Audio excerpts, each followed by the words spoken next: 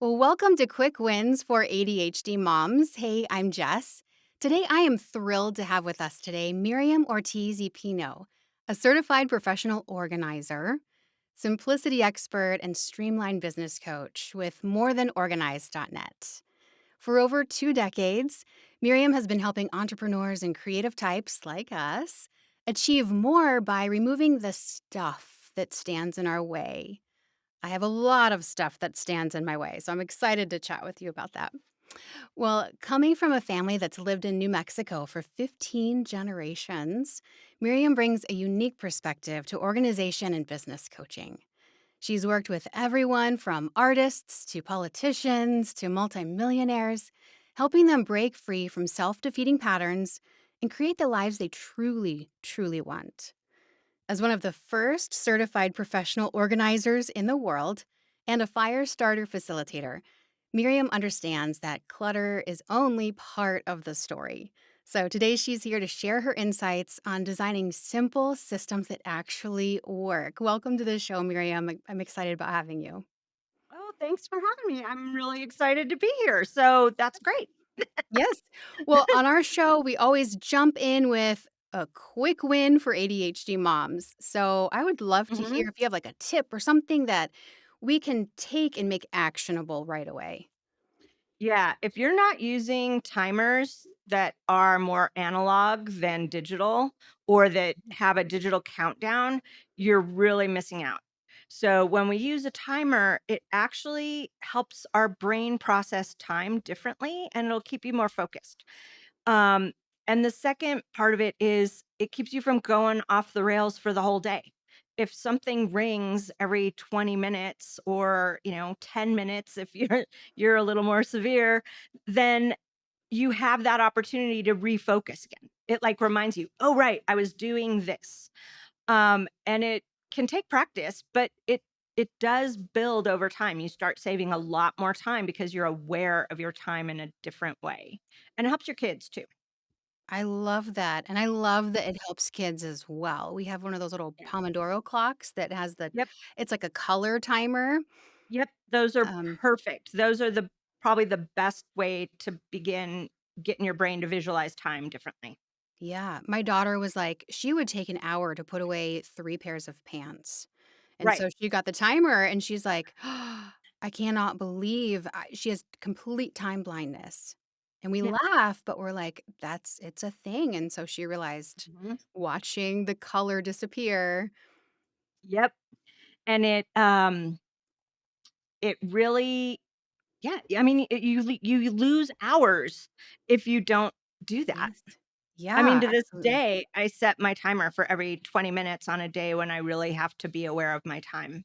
I don't always on days I have a little more free flow, but I do have things in place that stop me so that I can reset at various points. But while you're learning, I think every 20 minutes is a good Is a good starting thing to go for. point. Yeah. Yeah. I know I get hyper focused on something, and so I'll set a timer, but then I'll be like, "Oh, no, but I'm really into this."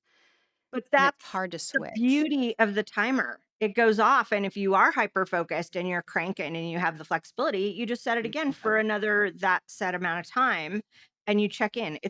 It's designed to give you the check-ins so you can make better decisions about what you're working on and for how long. I love that. And I know with ADHD brains, having outside structure is so important because Mhm, our brains are just wired kind of different, and that's what makes us so creative mhm. and fun. But I like that 20 minutes, and it gives you that, oh, this was 20 minutes, and this was another 20 minutes, like chunks of time. It could also help your brain do the gamification thing. Like, how much can I get done in 20 minutes? How much can I get through? Or how oh, I can rest or I can watch YouTube or I can do something else for 20 minutes and not feel like I lost my whole day. So it works on both ends of it. I love that. Well, you Yeah. are a certified professional organizer, and I would love to hear your thoughts on, you help people get organized Yeah. and get rid of stuff. So, what Right. kind of stuff do you see most often? I see a lot of stuff that was designed to help people do something that didn't work. So All those bottles of shampoo and lotion that you didn't like when you tried it, all those kitchen gadgets that were supposed to save you hours, but cleaning them takes longer, all Mhm. those, I have those. containers that were supposed to keep you organized, it's never the container. It's all in your mind. You can be completely organized without a single container in your home. Um, it's about what's in your way. Hmm. And there's a lot of stuff that's about identity. Like, I'm a mom now, so you buy everything on a mom list, and then you're like, "Well, that didn't I work," or don't "I really didn't need use that," that. or "My kid wasn't interested." So it's really about, especially for ADHD people, cutting back to the essentials, and then and only then adding back in things that are nice to haves. Well, then what Just are essentials? I feel like with an ADHD just brain, like it's like for everything is essential. but it's not, because we haven't learned discernment. So we need food. We need shelter, we need sleep, we need, a little bit of hygiene, we need food, we need water, we need exercise, we So need basic, basic, companionship. basic. Yeah, yeah, yeah. You go to the basics and then you say, okay, well, I'm a mom. Okay, what would facilitate moms? Diapers, a couple snack things. Always snacks. But like now we have so many single purpose things It's that it overwhelming. zapped our creativity. We don't have to think anymore about, well, how would I Wow. solve this? So it doesn't allow our brains that love to solve problems solve any problems. It just allows our brain to put money down on something that's supposed to solve it for us, which is a different use of our brain. And I think that some of that has really led to the increase in ADHD. Um, Interesting. Yeah. Yeah, we just our brains are designed for a different kind of life than we actually are living. And so you got to put in the little pieces that will help your brain be occupied while you do the day-to-day mundane activities. Yeah. So, what are those things that we need to be putting in place?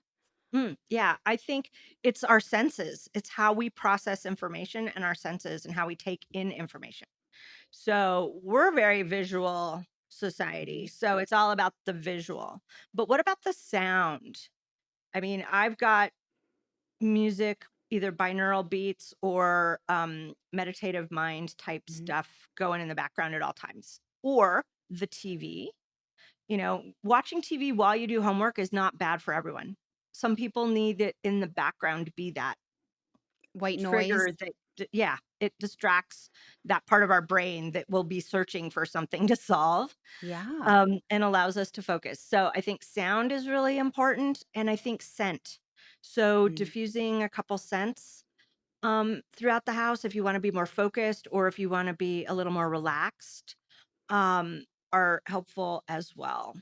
Um, but it's also tactile. So, fidgets do work, Mhm. but does it have to be another thing? And do you need 87 of them? Or do you need one that you use consistently? I don't have fidgets, but I have a chair that moves and is Uh-huh. on rollers, and I can do all my movement. I'm always tapping my feet. I'm Mhm. always twisting my rings. I wear rings Yep. to twist. Yep.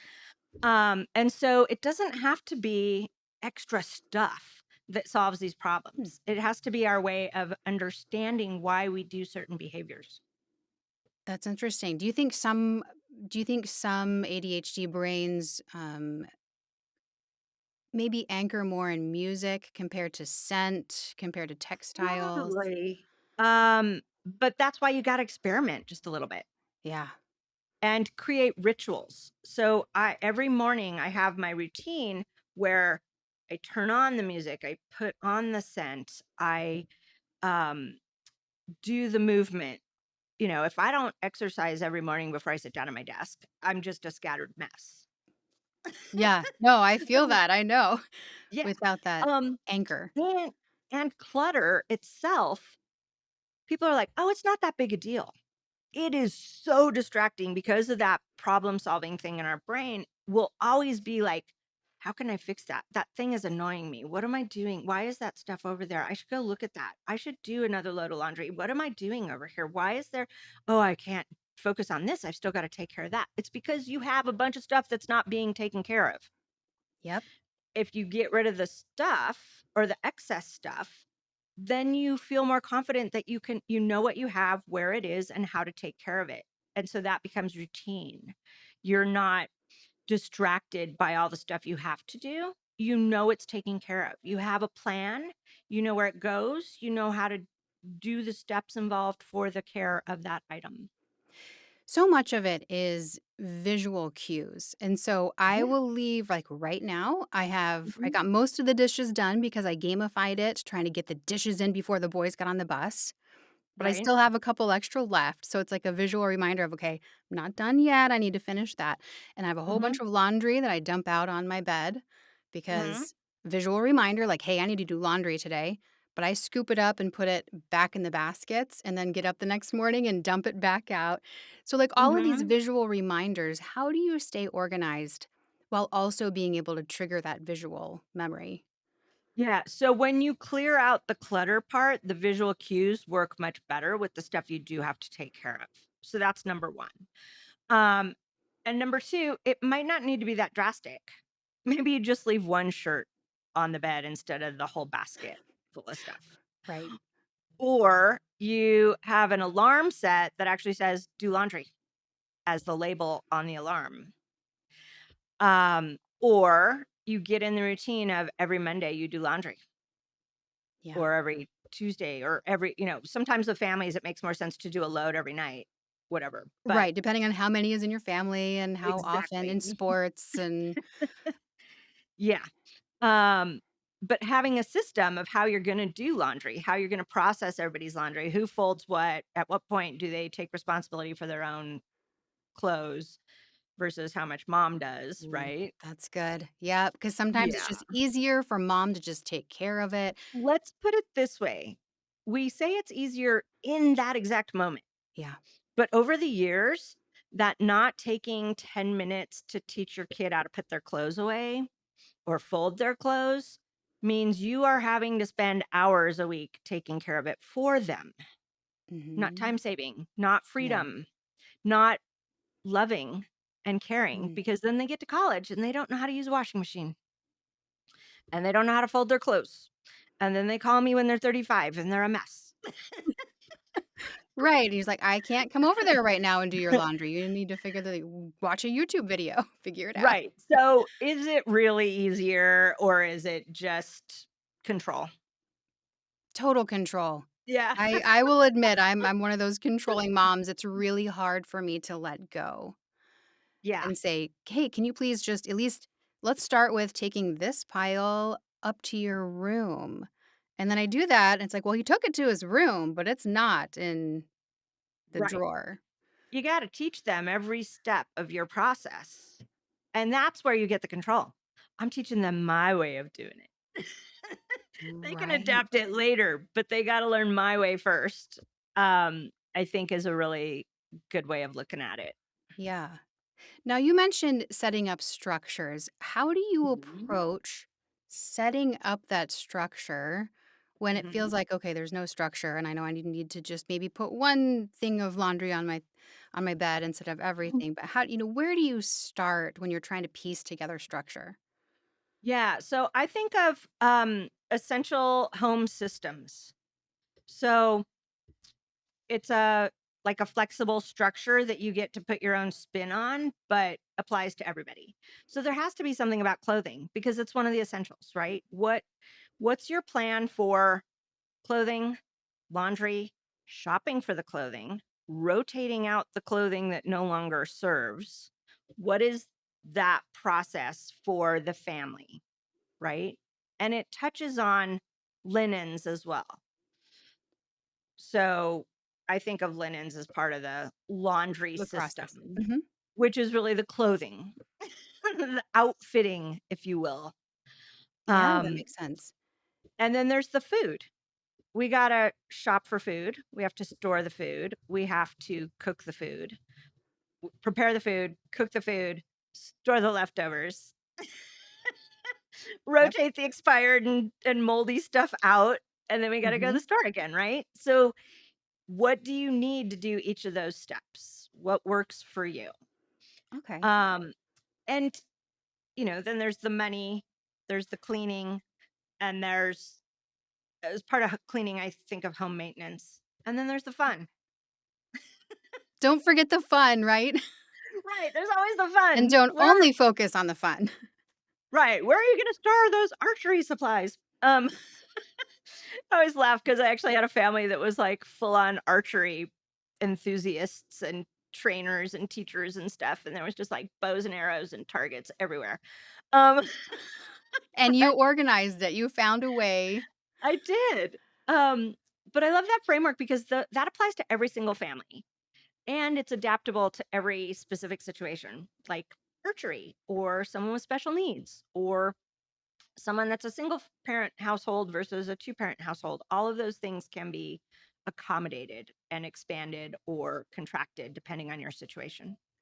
I love that, and I've never really thought about basically taking a step back and looking Yeah, at all these buckets maybe, or all these, like, I envision, yeah, like, circles, of all yeah. the things that need to get done, and realize that each bucket or each circle has its own system, Mhm.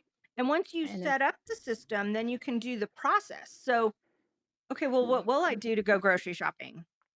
Well, am I going to write the list here? Am I going to keep it in the phone? Am I going to, when I grab the last of something, I add the basics back to the list? Am I going to do meal planning? Am I not going to do meal planning? Like you get to do all that. But thinking in terms of daily, weekly, monthly, and occasional kind of chores or maintenance things, it's actually easier to go to the gas station every Friday and fill up, whether you need it or not, than it is to wing it. Because your Yeah, I can brain see will that. forget and then you run out of gas, or you're like freaked out Right. because you're running late because you got to go get gas. But Yep. if you just have it built in, it takes less time overall. Yeah, and it takes a lot less of that Mhm. overload in your brain. Yeah, you don't have to think about it anymore. When once you create habits, you are not using energy to get those things done. Or the amount of energy is microscopic compared to, "Oh my god, I forgot all about this. Now I gotta do this, and now I gotta think through all the steps, and now I gotta oh, I don't even have the stuff I need to make that food, and then I gotta go to the store," and then, like, that's what happens to ADHD brains, Uh-huh. right? Oh, Instead of, yes, "Oh, even though I know. it's time for dinner. Let me go to the pantry and get the 12 ingredients, make it, serve it, go.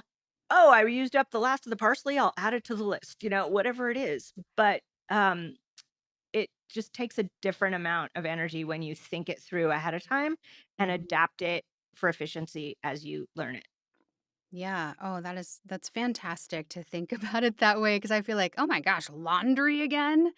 It's like, well, Right, but how do you yes, simplify that's part laundry? of. What would like you get to use that problem solving part of your brain, you can Yeah. gamify it, you can structure it, and then you're not even thinking about it.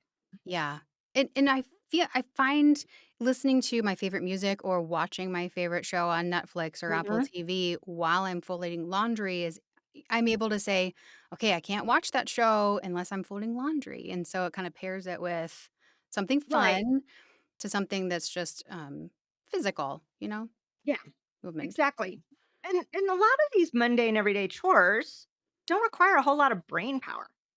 So if Right. you do them, it gives your brain a chance to calm down or solve a different problem or get creative or think through personal growth items. Yes. No, that's huge. I think with ADHD brains, there's a whole lot of personal growth happening that you will find yourself in because you have to at some point. Yes, Right. exactly. Yeah. Well, one last question for you before you Yeah. go. I know you simplify everything. So do you have a secret to keeping everything simple? Well, we were talking before we started recording and it is simple, but it's not easy. And that is you have to figure out who and how you want to be. And Mm. then you only have those things in your life. You can explore things, but explore with the knowledge that just because you take something on today doesn't mean you have to keep those things forever. So it's really about discernment of, is it something you actually love, or is it something you like, or is it something someone gave you and you love that person, or is it Mm. something you think you should be doing, how does it actually fit you and what you want out of life and who and how you want to live your life? It's all about discernment. All about discernment, and I think what's hard with Mhm. that is that the guilt that comes with, "But if I get rid of all those dishes that my mom had," Mhm. it feels like, "Am I getting rid Well, of her?" so ask You know? ask No, I'm questions in a not. fun and exaggerated way. So, will your mom not love you anymore if you get rid of the dishes? Will you forget your mom if she's already passed by getting rid of the dishes?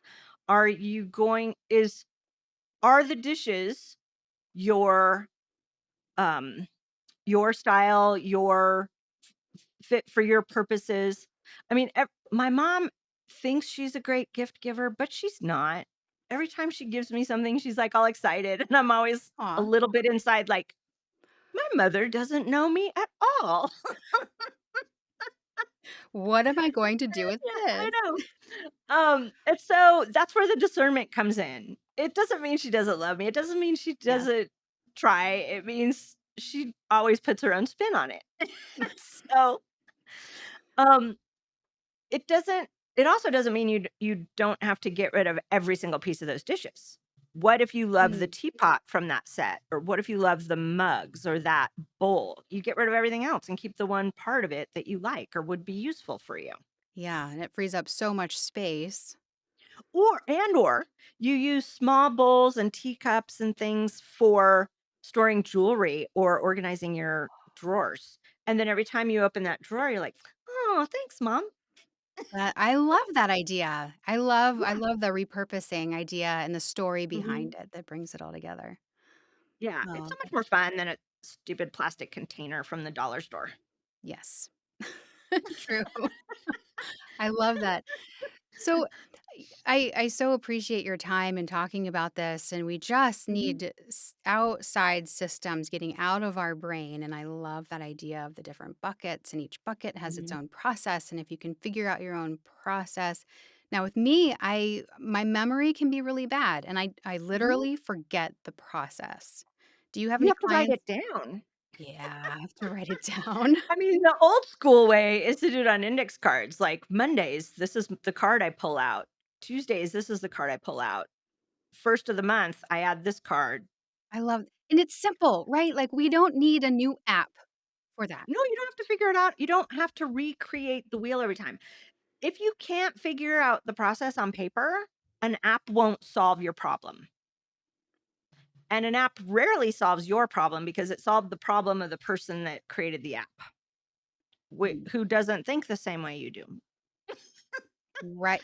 Yes, but their marketing team is great, and I just bought it because it was shiny, I know. you Now, having know? said that, I haven't tried the skylight calendar and I'm intrigued, but I am intrigued as well.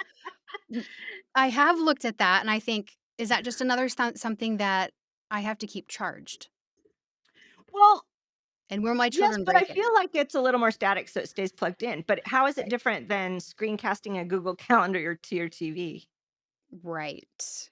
Or we were looking at getting one of those little Alexas with the screen on it, and you can put your Yeah, Google Calendar into that because I do everything on right. Google Calendar, Yeah. I mean, that makes sense but I for don't know. families. It does make sense, and the kids can But look at the schedule. thinking through which aspects of which features would make your life easier. Like every time you go to the calendar, what's the part that is always messed up? And then you look at the new option and evaluate their features against that solving that problem that you already have. But again, if you can't do it with a calendar hanging on the wall, how is an What's the app real going to help you problem? with that? Yeah, what's the real problem? I like that, and a lot of it is mindset Yes. too.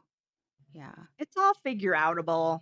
We I just love have it. to actually think about who and how we want to be.